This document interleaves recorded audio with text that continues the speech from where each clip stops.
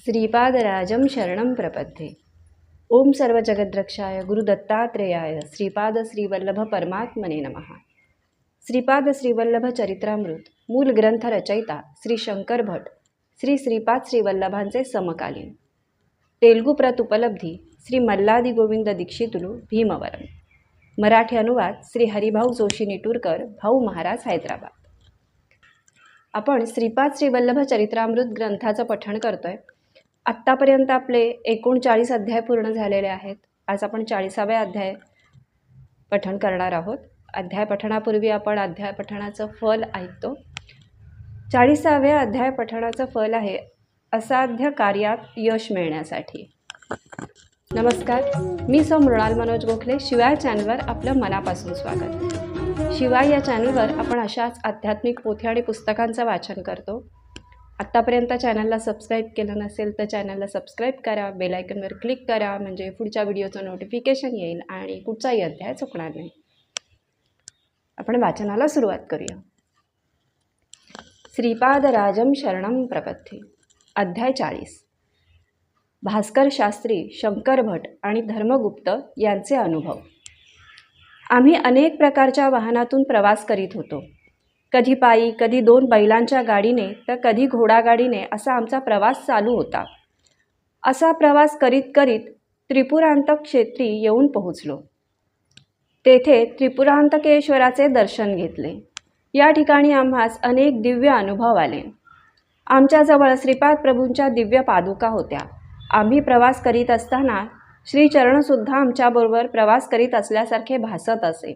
आम्ही पावले टाकीत असताना ती पावले आमची नसून श्रीचरणच आमच्या शरीरात प्रवेश करून पावले टाकीत असल्यासारखे वाटे। आम्ही बोलत असताना सुद्धा आम्ही काय बोलत असू हे आम्हालाच कळत नसे। श्रीपाद प्रभूच आमच्याद्वारे बोलत असल्याचे जाणवे। आम्ही जेवण करीत असताना ते आमच्या मुखानेच भोजन करीत असल्याचा भास होत असे। आमच्या शरीरातील मांस, रक्त, नाड्यांमधून श्री प्रभूच भरून असल्याचा अनुभव येत असे। शास्त्रातील जीवात्माच परमात्मा आहे हा सिद्धांत आम्ही ऐकून होतो, परंतु आज मात्र आमच्या संपूर्ण शरीरात श्रीपाद प्रभूंचे चैतन्य भरून आहे याचा प्रत्यक्ष अनुभव श्रींचा स्पर्श नसताना सुद्धा अनुभवास येत होता। या प्रकारची लीला आम्ही पूर्वी कधी पाहिली नव्हती अथवा ऐकलीही नव्हती। श्री त्रिपुरांतकेश्वराच्या अर्चक स्वामींचे नाव भास्कर शास्त्री असे होते। त्यांना आमचा फारच अभिमान होता। ते पिठिकापुरमला वास्तव्यास होते। अर्चना करण्यासाठी त्यांची नियुक्ती झाली होती। ते षोडशी राजराजेश्वरी देवीचे भक्त होते। श्री पिठिकापूर निवासिनी कुकुटेश्वर महाप्रभूंची स्वामिनी श्री राजराजेश्वरी देवीने स्वप्नात त्यांना मंत्रदीक्षा दिली होती। आम्ही दोघांनी त्यांच्या घरी अतिथी म्हणून राहावे अशी आम्हास त्यांनी विनंती केली। आमच्याजवळ श्रीपाद प्रभूंच्या पादुका असल्याचे त्यांना कळले होते। त्या पादुका आम्ही त्यांच्या पूजा मंदिरात ठेवल्या होत्या। त्या पादुकेमधून दिव्य अशा आवाजात श्रीपाद प्रभू म्हणाले, बाळांनो, तुम्ही केवढे धन्य आहात।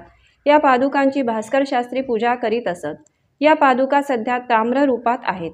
भास्कर शास्त्रींच्या मंत्रोपासनेच्या बलाने त्या पादुका काही वर्षानंतर सुवर्ण रूपात परिवर्तित होतील।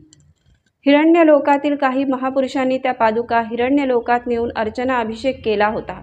त्यानंतर त्या पादुका कारण लोकात असलेल्या माझ्याजवळ आणण्यात आल्या। त्या पादुका घालून मी कारण लोकात येऊन येथील दिव्य आत्म्यांना आशीर्वाद देतो। त्यानंतर हिरण्य लोकात जाऊन तेथील महापुरुषांना आशीर्वाद देतो। त्यावेळी माझ्या पादुकांना तेजोमय सिद्धी मिळते। यानंतर या पादुकांची 18,000 महासिद्ध पुरुष स्वर्ण विमानातून घेऊन जाऊन माझ्या जन्मस्थानी पिठिकापुरम गावी समंत्र पूजा अर्चना करून जमिनीच्या 300 फूट खाली खोलवर प्रतिष्ठापना करतील। तेथे स्वर्णमय कांती असलेले दिव्य नाग माझी दररोज अर्चना करतील। याच्या समवेत 64,000 योगिनी असतील। त्या पादुका सुवर्णमय सिंहासनावर ठेवल्या जातील। मी तेथे ऋषी संघटनेबरोबर आणि योगिनी समवेत दरबार भरवून सर्वांना सत्संगाचा लाभ घडवीन। या भूमीला संलग्न असलेले परंतु अदृश्य आणि अगोचर असलेले अजून एक स्वर्ण पिठिकापुरम आहे। हे योगदृष्टी असलेल्या भक्तांनाच अनुभवता येते। माझ्या सुवर्ण पादुका ज्या ठिकाणी प्रतिष्ठापित होणार आहेत त्या ठिकाणीच पिठिकापुरम प्रतिष्ठापित होईल। यासाठी तुम्ही सर्वजण अत्यंत आनंदात राहा। भविष्यात अनेक चित्रविचित्र घटना घडणार आहेत। माझ्या महासंस्थानात पादुकांच्या दर्शनासाठी भक्तगणांची मुंग्यांसारखी रांग लागेल। ही देववाणी ऐकून आम्ही अत्यंत आश्चर्यचकित झालो. अंगावर रोमांच दाटले, नेत्रातून अश्रुपात होऊ लागला. अशा स्थितीत आम्ही किती वेळ होतो ते कोणालाच कळले नाही. श्री भास्कर शास्त्री षोडशी राजराजेश्वरीचे परमश्रेष्ठ भक्त होते. मी त्यांना राजराजेश्वरी देवीच्या वैभवाबद्दल विवरण करून सांगण्याची विनंती केली. श्री राजराजेश्वरी देवी विवेकाची खाण. ते म्हणाले, हे बंधूंनो, राजराजेश्वरीच्या चैतन्याचा विचार करणारे तुमचे मन यापुढे विशाल सीमा ओलांडून पलीकडे जाणार आहे. राजराजेश्वरीच्या शुद्ध आचरणाने आपले सर्वसाधारण मन मेधाशक्तीत परिवर्तित होईल. तसेच आपली बुद्धी विवेकपूर्ण होण्यासाठी ती महामाता आपणास सहाय्य करेल. आपल्या संकुचित वृत्तीचे निर्मूलन करून विशाल दृष्टी प्रदान करेल. साधारणपणे शक्ती आणि विवेक एकाच व्यक्तीत एकत्रित दिसत नाहीत, परंतु राजराजेश्वरी देवीचा अनुग्रह झाल्यावर शक्ती आणि विवेक दोन्ही एकाच व्यक्तीमध्ये नांदतात.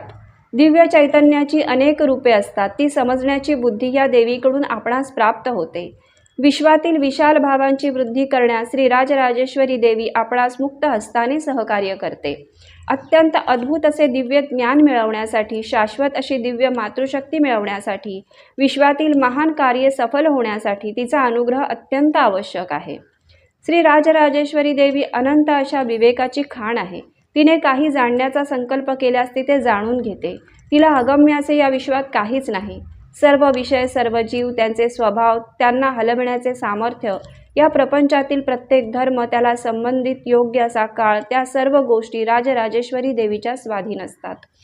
तिच्यामध्ये पक्षपात दृष्टी अजिबात नसते. तिला कोणाबद्दल अभिमान किंवा द्वेषभावना नसते. साधना बलाने जे भक्त तिचे दर्शन घेऊ इच्छितात त्यांना ती विश्वासपात्र समजून स्वतःच्या अंतरंगात स्वीकारते. ही राजराजेश्वरीची शक्ती वाढवून साधक त्यांच्या विवेक बलाने विरोधी शक्तींचे निर्मूलन करू शकतात. ती आपल्या भक्तांना इच्छित फल प्राप्त करून देते. ती विश्वात कोणाबरोबरही अनुबंध न ठेवता, म्हणजे असंगत्वाने आपले कार्य करीत असते. ती आपल्या प्रत्येक साधकाशी त्याच्या स्वभावाप्रमाणे, गरजेप्रमाणे आपला व्यवहार ठेवते. ती कोणावरही जबरदस्तीने शासन करीत नाही. साधना पूर्ण झाल्यावर ती आपल्या भक्तांना योग्यतेप्रमाणे प्रगतीपथावर चालविते. अज्ञानांना त्यांच्या अज्ञान मार्गानेच जाऊ देते. त्या मार्गाने जाणाऱ्या भक्तांचे पालन पोषण करून त्याचा अपराधाबद्दल त्यांना क्षमा करते. ते चांगले वागोत अथवा वाईट वागोत ती त्यांच्याकडे दुर्लक्ष करते. तिची करुणा अनंत आहे. ती या संसाररूपी सागरातून तारून नेणारी आहे. तिच्या दृष्टीने अखिल जगतातील सारे मानव प्राणी तिच्या अपत्याप्रमाणेच आहेत. राक्षस, असुर, पिशाच या सर्वांनाच ती आपल्या मुलांप्रमाणे वागविते. तिला कितीही दया आली तरी तिचा विवेक जागृतच असतो. परमात्म्याने आज्ञा पिलेला मार्ग ती कोणत्याही परिस्थितीत सोडत नाही. प्रयोगात आणते त्या शक्तीचे ज्ञानकेंद्र ती स्वतःच असल्याने आपण तिचा अनुग्रह प्राप्त केल्यास आपणास सत्य ज्ञानबोध होतो. राजराजेश्वरी देवीची शक्ती प्राप्त करावयाची असेल तर आपणास कर्तव्य दक्षता, सत्यशोधन यासारख्या गुणांचा अवलंब केला पाहिजे. यामुळेच आपणास मातेचा अनुग्रह प्राप्त होईल. मी पीठिकापुरमला वास्तव्य करून असल्याने श्रीपाद प्रभूंच्या कृपेस पात्र झालो. तसेच त्यांच्या कृपाप्रसादानेच माझी राजराजेश्वरी देवीची दीक्षा सुफलित झाली. आज माझा दीक्षा दिन आहे. आपल्या प्रगतीचा आढावा घेण्याचा दिवस, तसेच अधिक वेळ ध्यानात राहण्याचा दिवस. श्रीपाद प्रभू कोणत्या परिस्थितीत पीठिकापुरमहून निघून संचार करण्यास जातील हे मी तुम्हाला उद्या सांगेन. तुम्ही येथे येण्यापूर्वी श्रीपाद प्रभूंना मी अर्पण केलेला प्रसाद थोडासा जरी घेतला तरी हा महाप्रसाद घेऊन तुम्ही सुद्धा धन्य व्हाल. श्रीपाद श्रीवल्लभांचा जय जयकार असो.